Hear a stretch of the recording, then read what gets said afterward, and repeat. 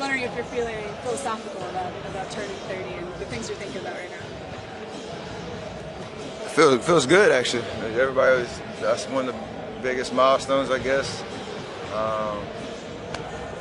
Accomplished a lot in life, blessed to have a purpose to what I'm doing, and appreciative of everything I have going on, and want to continue to nurture all of those things. So, yeah, nothing you wake up, maybe feel a couple extra aches and pains just for no reason, but definitely just, blessed to be doing what I'm doing and around some great people.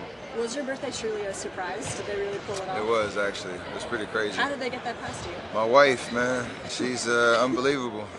That many people, I think it was like 200 plus people from the organization, my family, friends, whatever. I'm really nosy too, and so the fact that they still were able to execute it was pretty remarkable. So definitely thankful for that. All the love. No, I knew something at that point was going on because it was just us two on the boat. I figured we were taking a little different route to her restaurant in San Francisco, because that's where I wanted to go.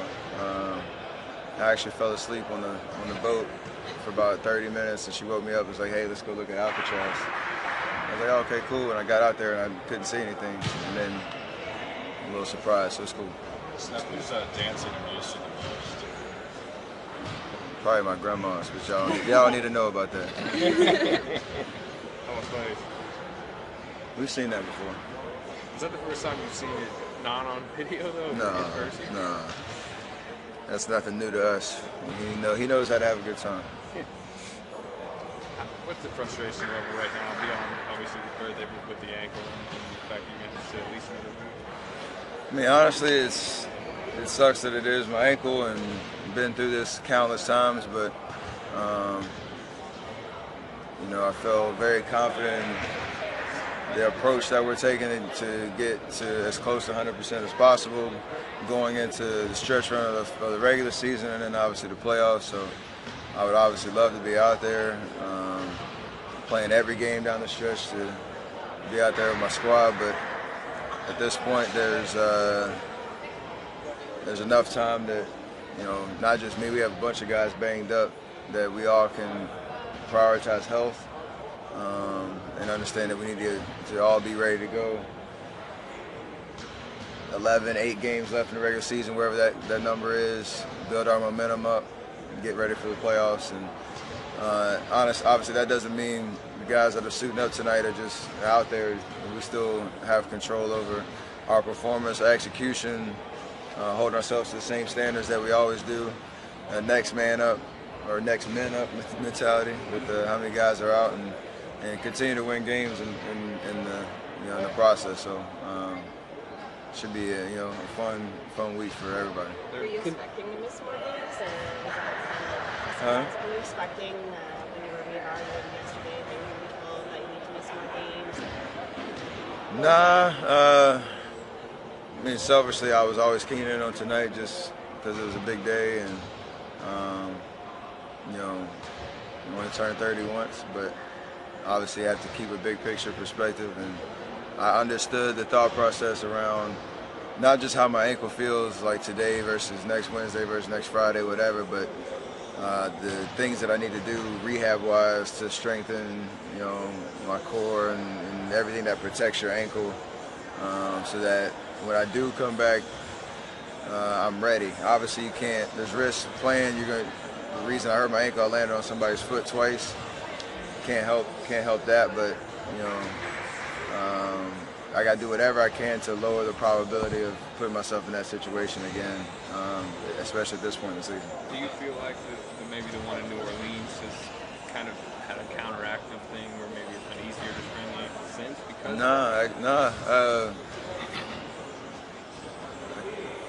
besides the one that happened in the shoot-around, I was fine, and it took a freak thing landing on somebody's foot in Atlanta, and then I felt good coming off of that one, and just kind of a bang bang play on that layup attempt and landing on Murray's foot. So it just happens. But I don't think there's any rollover effect, really. It's just a tough go. I wish maybe my left could get some love at some point.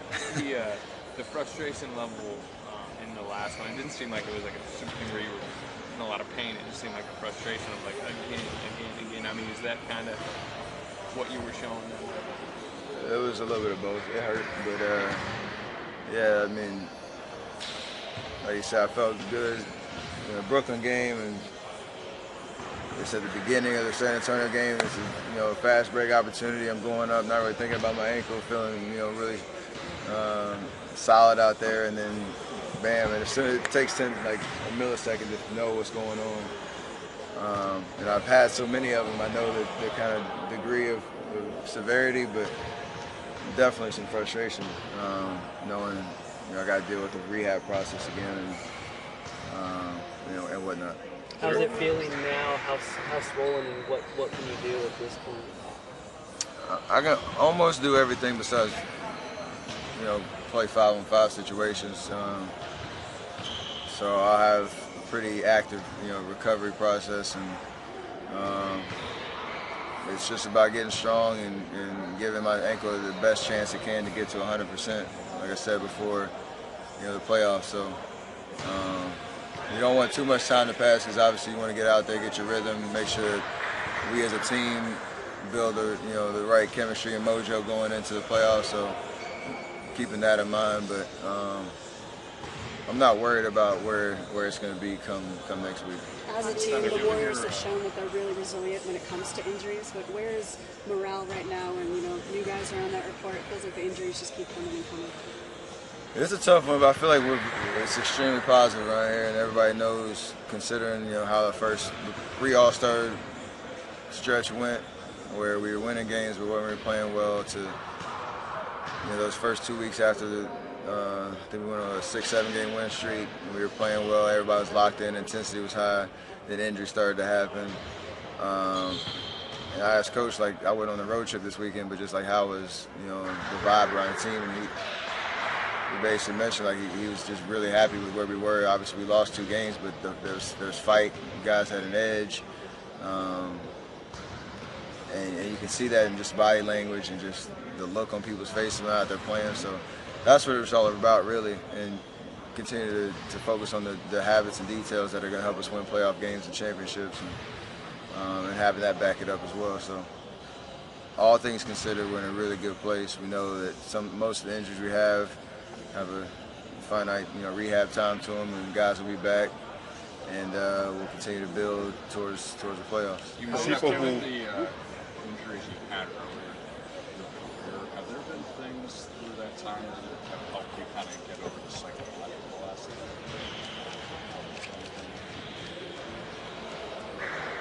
Yeah, I mean, that's kind of part of our athletic training staff's job, is to manage not only the physical but the mental, to allow confidence in the process, and know, like, if you stick to this program, whatever, you're going to be back. Obviously, there's no way to get around the initial frustration, and injuries in general are just a tough thing to deal with, because our nature, we want to be out there on the floor, we want to be playing, we want to be healthy, but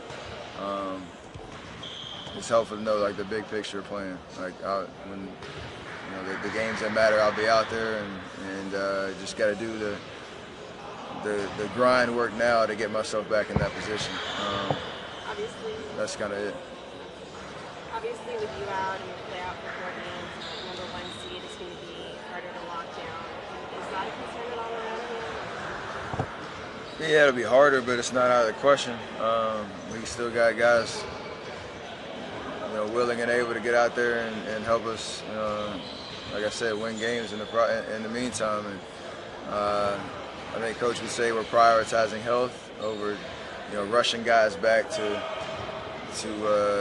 try to chase the 1 seed, if you will. But we've seen crazy things happen in this league, and like I said, we have an extremely talented team that's capable, and I know those guys are going to come out fighting, and trying to do their job and help our team win. So not out the question, but if we're picking, like I said, rushing guys back versus playing the long game and knowing, a healthy, full squad Warrior team in the playoffs is going to be something to deal with, whether we're at home or on the road. That don't really matter to us. How was Tony Roberts' yesterday? Did it feel like good timing, given all the injuries you guys have right now, to hear from a guy like that? Honestly, it didn't matter when he came. It'd be amazing anyway. It was a really cool bonding experience for everybody in the team to kind of just understand a different perspective around what it means to be a team and have each other's back, and kind of just be aware of the ups and downs emotionally and physically of what an NBA season brings, not just the X's and O's of making shots, missing shots, getting defensive stops, all that, but how life kind of intertwines with that. And I think it gave us a new perspective on just being a good teammate and looking out for each other. So and getting to know each other on a much deeper level, which I think will help us as we go forward for sure.